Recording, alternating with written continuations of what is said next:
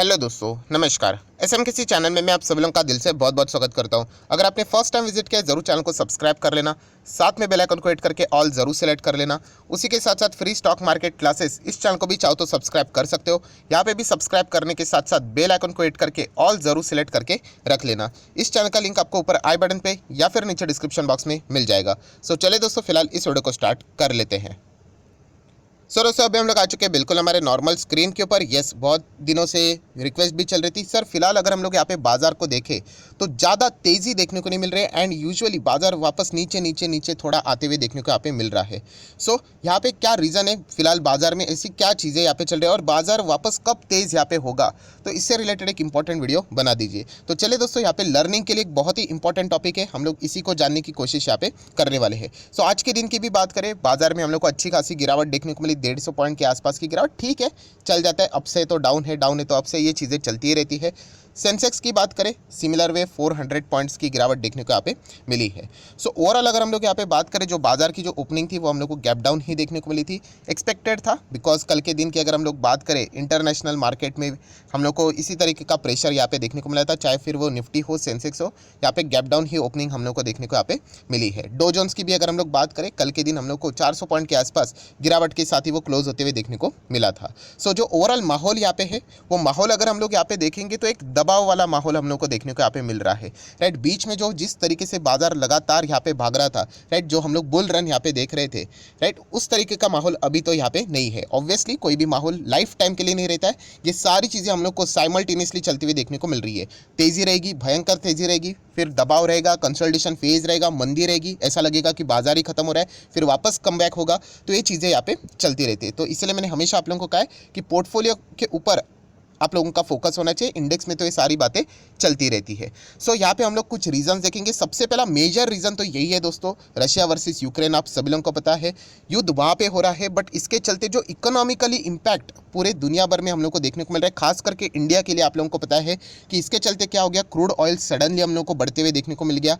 तो इकोनॉमी की अगर हम लोग बात करें, इंडिया के लिए बहुत ज़्यादा डिस्टर्ब होते हुए देखने को मिली है। इससे रिलेटेड हम लोगों ने सोचा भी नहीं था कि $140 प्रति बैरल क्रूड ऑयल यहाँ पे इतना स्पाइक होगा, राइट, क्योंकि रशिया यूक्रेन इतना ज़्यादा एक्सट्रीम सिचुएशन में चले जाएगा युद्ध, ये किसी ने यहाँ पे प्रेडिक्ट नहीं किया था।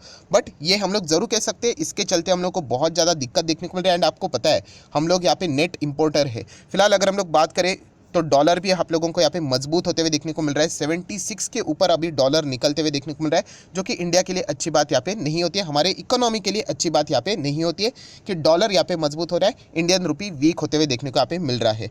प्लस अगर हम लोग यहाँ पे बात करें दोस्तों, तो डॉलर इंडेक्स आप सभी लोगों को यहाँ पे पता है कि ये भी मैंने आप लोगों को बहुत बार यहाँ पे इससे रिलेटेड बताया है कि अभी फिलहाल ये हम लोग को 100 के ऊपर जाते हुए देखने को मिला है, समवेयर आफ्टर 2 ईयर्स। इसके पहले ये 92 के आसपास हम लोग को चलते हुए देखने को मिल रहा था। बट येस, अभी यूएस डॉलर इंडेक्स हम लोग को अच्छा खासा बढ़ते हुए देखने को मिल रहा है।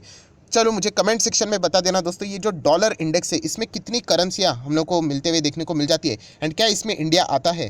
तो ज़रूर आप लोग यहाँ पे इसका सवाल का जवाब दे देना। मैंने इससे पहले भी ये सवाल पूछा था, बट स्टिल जो लोग नए हैं ज़रूर आप चाहो तो यहाँ पे जवाब दे सकते हैं। जो भी सही जवाब रहेगा उसको मैं यहाँ पे हार्ट दे दूंगा, तो आप लोगों को समझ में आएगा कि कौन सा सवाल का जवाब यहाँ पे सही है। वापस रिपीट करना चाहूँगा कि डॉलर इंडेक्स में कितने करेंसियाँ का हम लोगों को मिक्सचर देखने को यहाँ पे मिल जाता है एंड इंडिया इसमें आता है भी या नहीं।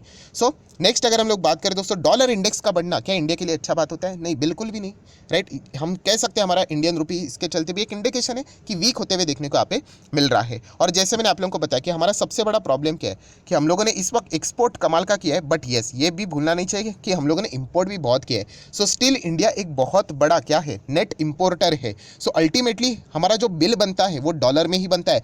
आज डॉलर 76 चल रहा है, कल अगर ये यहाँ पे बताया जा रहा है by the end of this year कि dollar might be reach somewhere around 80 और 80 plus also.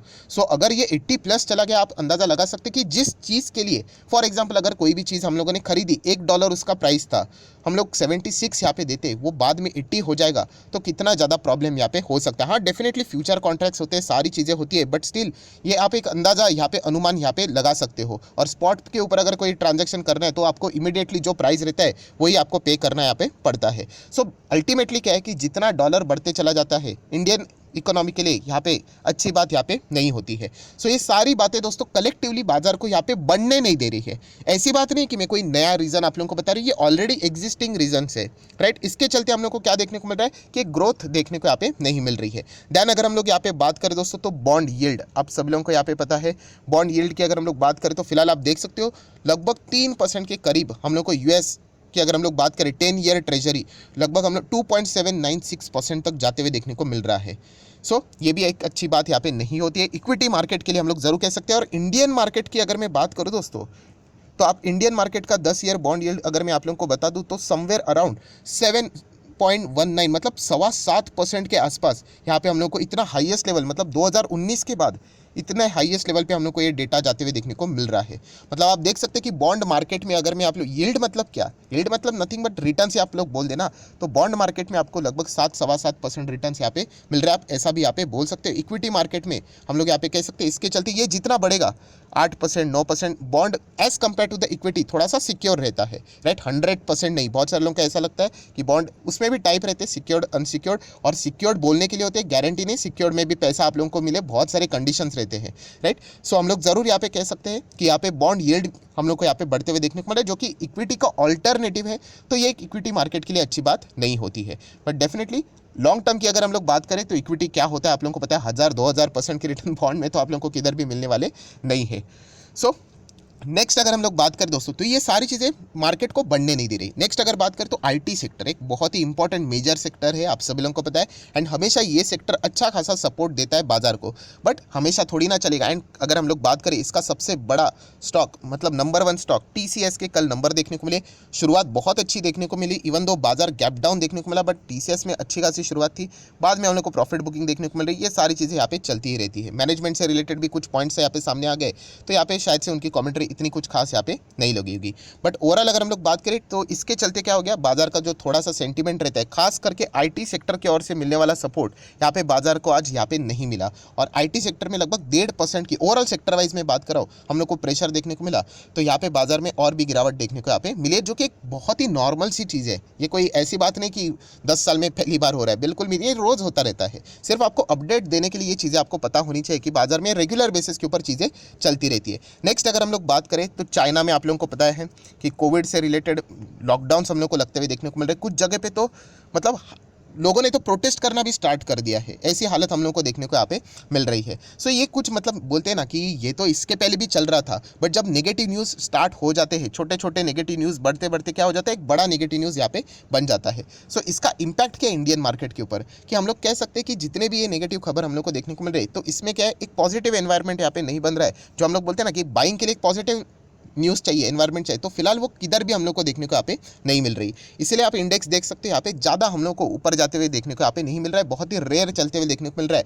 And US market की भी अगर हम लोग बात करें, डो जोन्स जो कि एक दुनिया की अगर हम लोग बात करें सबसे स्ट्रॉन्गेस्ट इकोनॉमी है, सो वो भी हम लोग को फिलहाल तो यहाँ पे पिछले 6 महीने से ज़्यादा कोई परफॉर्मेंस, पिछले 6 महीने क्या 1 साल से भी अगर हम लोग बात करें तो कुछ ज़्यादा रिटर्न्स नहीं है अमेरिकन बाजार में अगर हम लोग बात करें। इनफैक्ट इससे अच्छा तो इंडिया ने किया है, 1 साल में तो एटलीस्ट 20% तो दिया इंडेक्स ने, राइट। सो ये सारी बातों को अगर आप लोग कलेक्टिवली देखोगे तो इसके चलते ये बाजार में हम लोग को लगातार गिरावट देखने को मिल रही है, प्रेशर देखने को मिल रहा है। मैं अगेन कहना चाहूँगा अगर आप बाजार में बिल्कुल नए हो तो इससे कोई 1% भी डरने की जरूरत नहीं है। मैं अगेन कह रहा हूँ आपको अपने पोर्टफोलियो के प्रति ज़्यादा फोकस रहना चाहिए। अगर आपके पास अच्छी कंपनियां हैं तो कोई फर्क नहीं पड़ता है, इंडेक्स अगर यहीं पे रहा एंड अगर आपकी कंपनी अच्छा कर रही है, अगर आपकी कंपनी के नंबर्स अच्छे आ रहे हैं तो आपकी कंपनी कहीं से कहीं चली जाएगी। और बाद में देखिए ये रूल पक्का है कि आज नहीं तो कल जाके इंडेक्स बढ़ता ही है। सो जब मार्केट में तेजी आएगी तब आपके अच्छे वाले नंबर्स वाले स्टॉक्स तो और भी कई गुना से रॉकेट बन जाएंगे।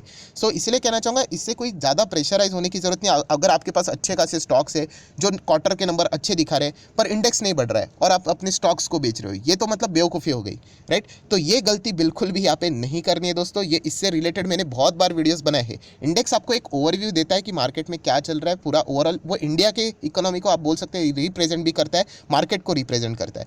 बट हमें क्या करना है, हमें स्टॉक सिलेक्शन परफेक्ट यहाँ पे करके रखना चाहिए। अगर आपका स्टॉक सिलेक्शन बेहतर है तो फिर आप कई गुना ज़्यादा रिटर्न्स कमा सकते हैं। और अगर स्टॉक अगर आप खराब सिलेक्ट करते हो, फिर वो इंडेक्स कितना भी बढ़े, निफ्टी कल जाके 50,000 पे भी क्यों ना हो जाए, फिर भी आपके स्टॉक से कोई आपको अच्छे रिटर्न्स नहीं मिलेंगे। सो ये इन्फॉर्मेशन सिर्फ आप लोगों को अपडेट देने के लिए थी कि फिलहाल क्यों यहाँ पे प्रेशर है। बहुत सारे अलग अलग रीजन्स चलते रहते हैं, बट ये सारे दबाव वाले रीजन है, इसके चलते बाजार में हम लोग को ज़्यादा जोश फिलहाल तो देखने को यहाँ पे नहीं मिल रहा है।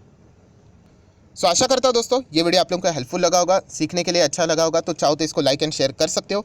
डिमैट अकाउंट अभी तक ओपन नहीं किया है तो लिंक नीचे डिस्क्रिप्शन बॉक्स में 25 वीडियो की लिस्ट है बेसिक ऑफ स्टॉक मार्केट, आपको बिल्कुल फ्री ऑफ कॉस्ट यहाँ पे प्रोवाइड कर दी जाएगी। आपका नाम और कौन सा अकाउंट आपने लिंक के थ्रू ओपन किया है ये मुझे कमेंट सेक्शन में मेंशन कर देना, तो ये वीडियो की लिस्ट आप लोगों को प्रोवाइड कर दी जाएगी। So that's it, thank you very much दोस्तों, we will be meeting our next video. तब तक के लिए बाय बाय।